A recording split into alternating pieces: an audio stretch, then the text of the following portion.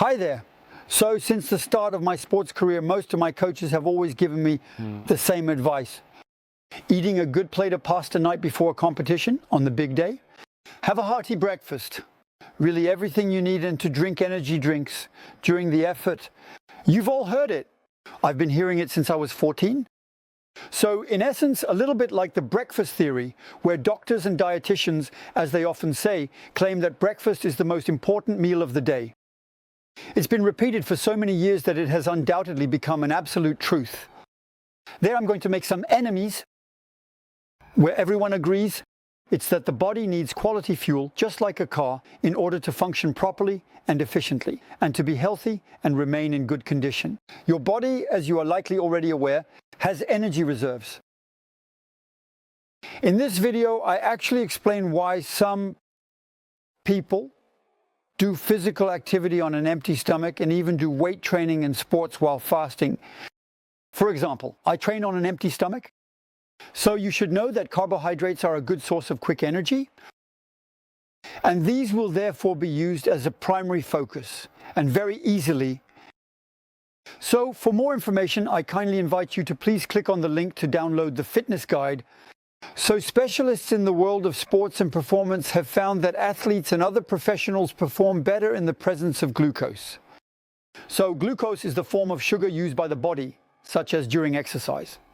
That's why it's important to be loaded with carbohydrates. Training in the evening is great because you're loaded with carbs. So there have been a lot of studies done on the effects of exercise on a dog, specifically about performance in terms of fat loss and muscle gain. Most have been conducted. You should know that this is based on high-level athletes who train 3 to 6 hours a day, depending on the sport. You see, it's always the problem with studies. Who it was done, empty stomach exercise uses liver and muscle glycogen on the glucose stored in the liver, such as on the glucose, and on the sugar that's stored in the muscles, as well as which is in the form of glycogen, and which can only be used by the muscles that are working. So we also rely on free fatty acids, which are released by fats, and the heart and the so-called skeletal muscles, which make up 40% of your muscle mass, primarily use fatty acids. So from the fat in our body, as for the other muscles, they have sufficiently adequate glycogen reserves to be operational. Ask me, what is it? The benefits of exercising. First of all, we burn more fat. In fact, if we have a big meal before exercising, especially if it's made up of carbohydrate sources like pasta or bread, of slow sugar, for example, we produce insulin. So we don't use fats at all. We're going to use the carbohydrates from the meal closest to this training. So the body actually stores fat instead of using it. So when I coach people or when I train, it's for several reasons. It's either to stay in shape, to be more muscular, or to be leaner. That is to say, less fat to simply make the muscles show, either to lose weight, lose fat, or for all 4 reasons at once. Being lean, muscular, fit, and healthy is the best. Once again, I'm not addressing bodybuilders or high-level athletes, but rather Mr. and Mrs. Everyone. Often coaches criticize, yes, but the unique technique, it doesn't work on a high-level bodybuilder. Indeed, it certainly will not work for a professional. It will not work anymore. But for Mr. and Mrs. Everyone, it works. So our physique is largely defined by our hormonal system. That's what you need to remember. Studies and scientific data have proven that practicing fasting, intermittent fasting, and other methods, for example, the 16-8 method, which is more common and is the most anabolic, beyond that, we lose muscle catabolism. And highly intense activity, such as weightlifting, has very similar and beneficial effects on the hormonal system. That's why my training is very short, and there's a very specific way of eating. Intermittent fasting is one of the best ways to reduce your insulin, which will release fatty acids. So intense efforts, the very famous HIIT, which is indeed why my weightlifting programs are 20 minutes long, 3 times a week, really stimulate growth hormone.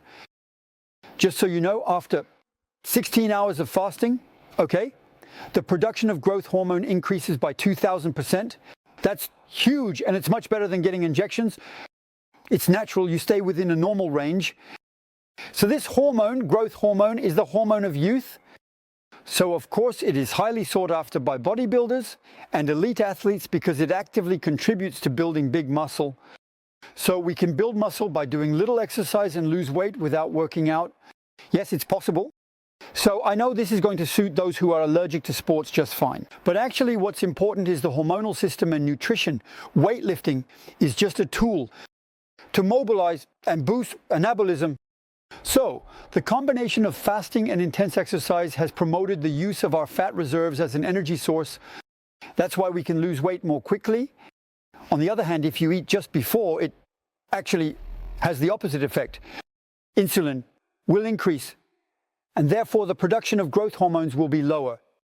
It's like communicating vessels. It's like that. It's mechanical.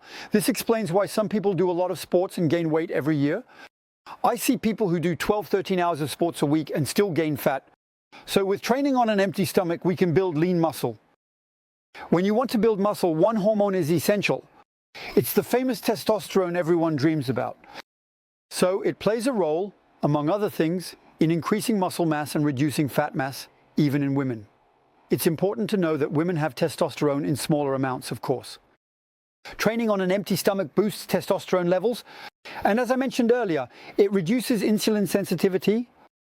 This will slightly limit fat gain while building lean muscle. So doing your weight training session on an empty stomach allows for better absorption of your post-workout meal, especially aiming to slim. I'll clarify end.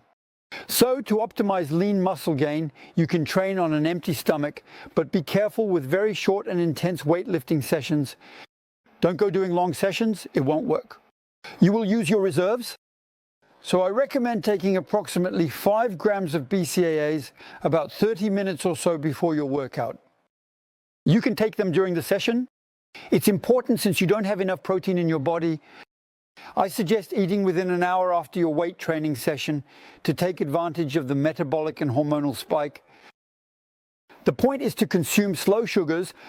Make sure to have a nutritious meal rich in proteins and carbohydrates after your weight training session to maximize its essential benefits. You have a window of about 1 to 2 hours to take advantage of all this. Our body is truly a beautiful machine that adapts and becomes more efficient at using our fat reserves. You need to know the method. The classic recommendations for a pre-workout meal aren't mandatory. It's only in that case. Here you have a competition, for example, with an effort lasting more than 45 minutes to an hour, where you will indeed need reserves. I do sessions of less than 45 minutes. So yes, it's a good idea to eat beforehand. For those who want to gain mass, I recommend eating before. Here I'm talking about lean muscle. So I'm concerned, when I want to gain lean mass, I train on an empty stomach. The best training time is 5 to 6 p.m. You won't be fasting unless your routine is off schedule. 5 to 6 p.m. Indeed, you won't be fasting unless you're doing a fasting routine that's off schedule. So as far as I'm concerned, when I want to gain lean mass, meaning dry muscle, I train on an empty stomach. So early I skip breakfast and eat again at noon. So to keep it short, I stop eating at 8 p.m. the night before and I eat again at noon the next day. That's 16 hours of fasting. Now for those who want to gain muscle mass, not necessarily lean, eat beforehand for a caloric surplus. I produce less testosterone and growth hormone. I recommend they eat beforehand because they need a caloric surplus. As for me, I'm at an age where I produce much less testosterone. I produce much less growth hormones. So I'm going to look for all the ways to stimulate them naturally. You see the consistency? Lean muscle isn't necessarily the same as mass. I gain a little weight every time, what we call lean mass. And for those who want to gain weight, like ectomorphs, I advise them to eat beforehand in my programs. That's my advice. For me, that's unique. On the other hand, it's a trend to gain fat. And you really want to gain muscle that's very fibrous, dry, and defined like that. We can do it on an empty stomach. So I simply invite you to download the guide. That's in the description below the video. You'll see, you'll have access to training programs where I even explain, based on your metabolism, the type of menu you need. If it's more hypercaloric or hypocaloric, there are variations in terms of lipids. Carbohydrates, once again, we're all different. I've explained that.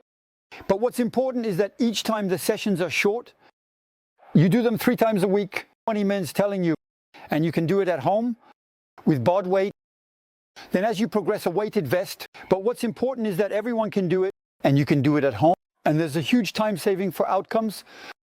Once again, to gain 1 centimeter on your arms, it's going to take you 5 classes, 2 hours a week. With 3 times 20 minutes, you'll have my body. You just need to train and do what's necessary. Have the right method. I ask you to try it. Go check out my programs again. Go look, search, and you'll definitely find things that will catch your attention. Ask yourself the right questions. In my tutorials, you have answers. And once again, I indeed base it on science combined with real-world experience, my own and that of my students. We'll see you. Bye.